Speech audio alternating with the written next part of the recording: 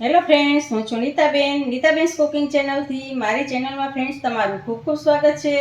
આજે હું તમારી સાથે શેર કરવાની છું ભૂંગળા બટેટાની રેસીપી. આ ભૂંગળા બટેટાને આપણે લારી જેવા બનાવવા માટે આપણે લસણની પેસ્ટને એકદમ અલગ જ રીતે બનાવશું. એનાથી આપણા ભૂંગળા બટેટા એકદમ ચટપટા બનશે. અને આ ભૂંગળા બટેટાને કેવી રીતે સર્વ કરવા અને કેવી રીતે ખાવા તે પણ આપણે જોશું. તો ફ્રેન્ડ્સ, રેસીપી બનાવતા પહેલાં તમને મારી આ રેસીપી ગમે તો લાઇક અને શેર કરજો. અને તમે મારી ચેનલને પહેલી જ વખત જોતા હો તો સબસ્ક્રાઈબ કરજો અને બાજુમાં રહેલ બેલ આઇકનને પ્રેસ કરજો, જેથી મારી નવી નવી રેસીપીના નોટિફિકેશન તમને મળતા રહે. સૌથી પહેલાં ચટપટા બટેટા બનાવવા માટે એક વાસણમાં 2 મોટી ચમચી આપણે તેલ લેવાનું છે.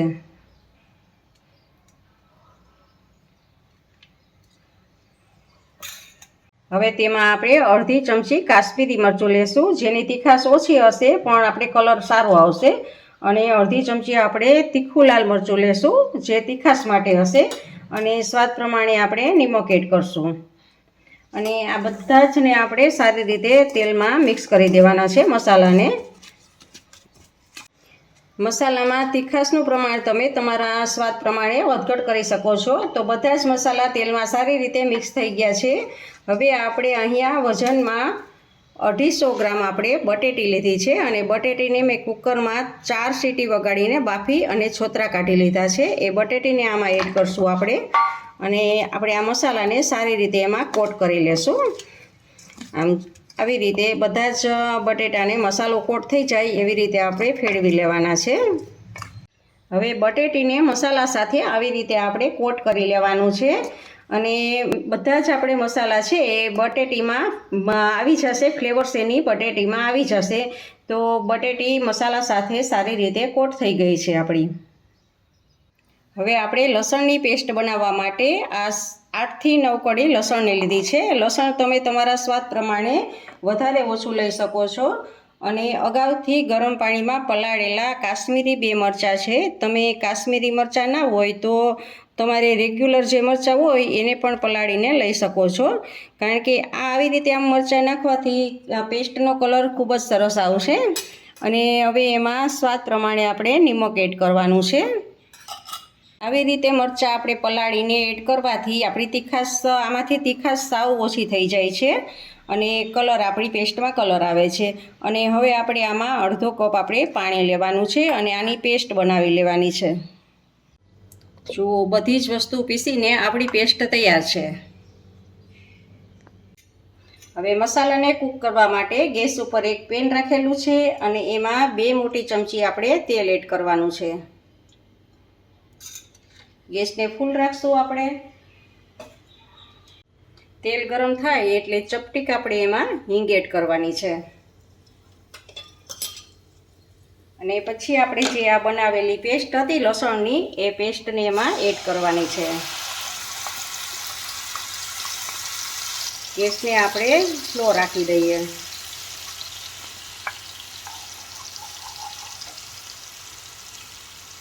આમાં થોડુંક પાણી એડ કરી અને બધું જ આમાં લઈ લઈએ.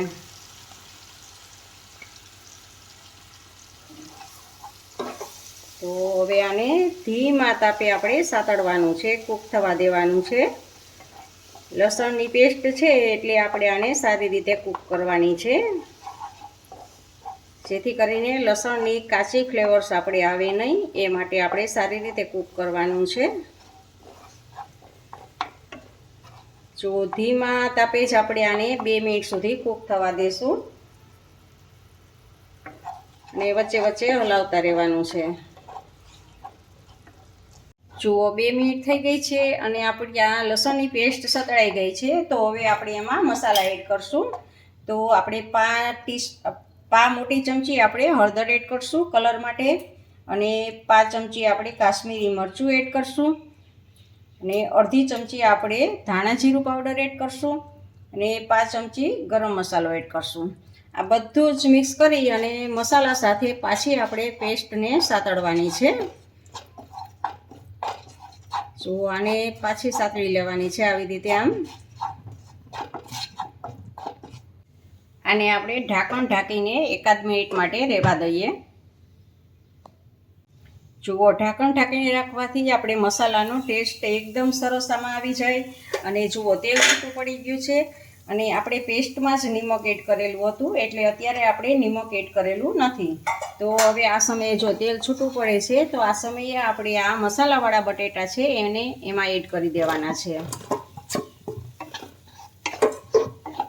અને સારી રીતે હલાવી લેવાનું છે. બધો જ મસાલો કોટ થઈ જાય બટેટાને. અને ગેસને તો આપણે ધીમો જ રાખવાનો છે. ને હવે ઉપરથી આપણે લીલી કોથમીર એડ કરશું અને 1 ચમચી લીંબુનો રસ એડ કરશું. અને પાછું સારી રીતે બધું જ મિક્સ કરી દેવાનું છે.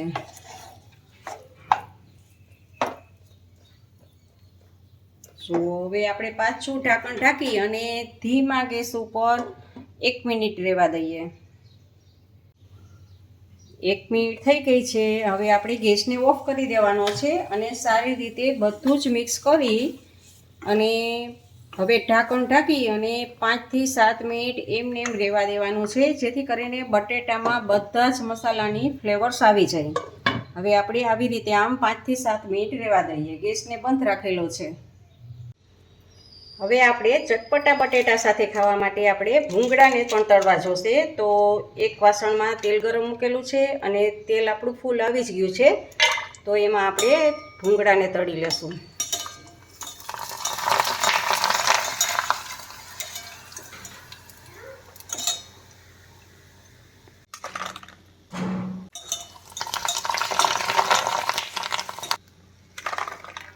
આપણા આ ભૂંગળા પણ તળાઈ ગયા છે. હવે આપણે આ સર્વિંગ પ્લેટમાં લેશું બટેટાને.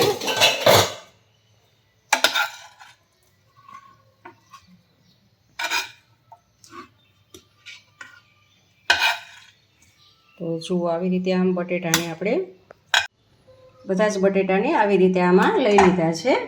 અને હવે બાજુમાં આપણે ભૂંગળા રાખી દઈશું. એની જોડે આપણે ભૂંગળાને પણ ખાવાના છે.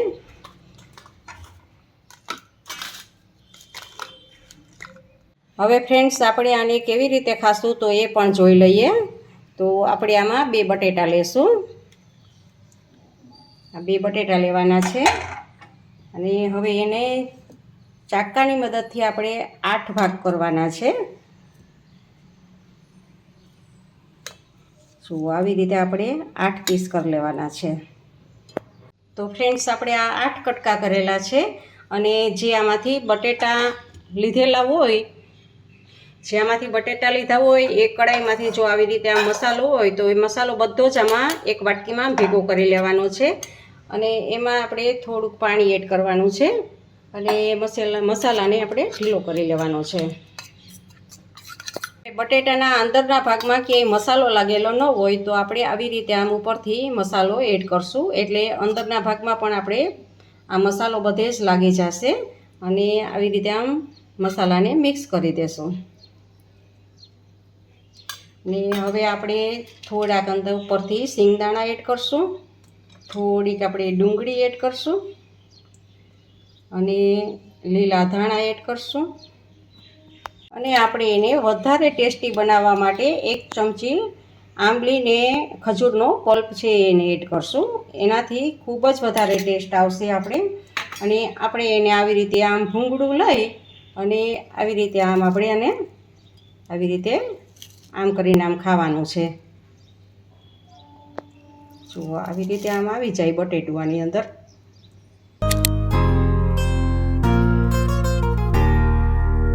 ફ્રેન્ડ્સ, તમને મારી આ રેસીપી કેવી લાગી તે કમેન્ટ બોક્સમાં કમેન્ટ કરીને મને જરૂરથી જણાવજો. ગમે તો લાઈક અને તમારા ફેમિલી મેમ્બર્સમાં ગ્રુપમાં વધુને વધુ શેર કરજો. ઇન્સ્ટાગ્રામમાં મારા પેજને ફોલો કરજો. મેં નીચે લિંક આપેલી છે. સબસ્ક્રાઈબ કરવાનું ભૂલતા નહીં. આવજો, બાય. ફરી મળીએ નવી રેસીપી સાથે.